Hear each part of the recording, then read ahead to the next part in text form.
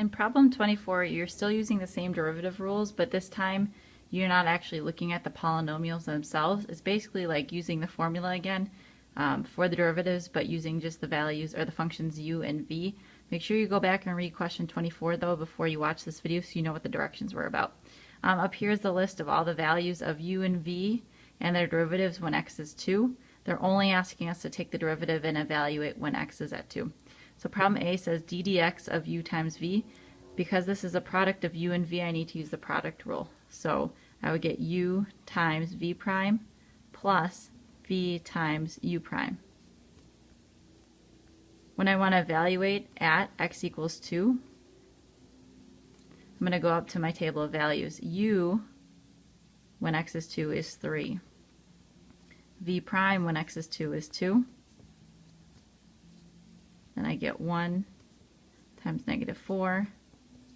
That's 6 minus 4 for a final answer of 2. Part B is just using the quotient rule.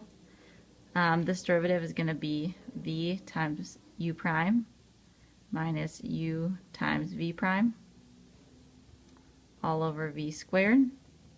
And I just substitute my values in again.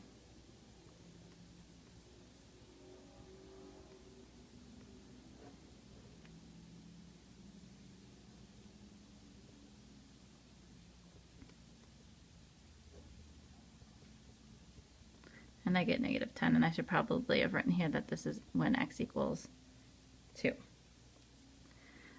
Be careful on part C, there's a typo there. It should say d dx of v divided by u, and that will give the answer that the textbook has. All right, part D says take the derivative of, looks like just a constant multiple rule for the first two terms, and then up here is a product rule. So I'm going to move this down to the next line when I take my derivative. The derivative of 3u is just going to be 3 times whatever the derivative of u is, minus 2 times the derivative of whatever v was. Now here when I do my product rule, I'm going to put 2 down and then a bracket. And I'm going to take my product rule inside that bracket because there's going to be more than one term that results. Product rule says I have u times v prime plus v times u prime. And now I could distribute that 2 through, or I could just start by putting in my values and simplify at the very end.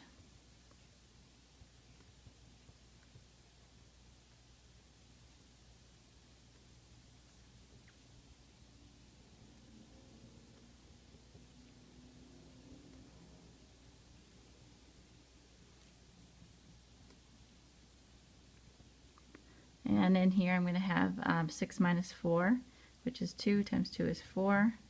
So I get a final answer of negative 12. And this is, again, I should have put down here I'm evaluating x equals 2.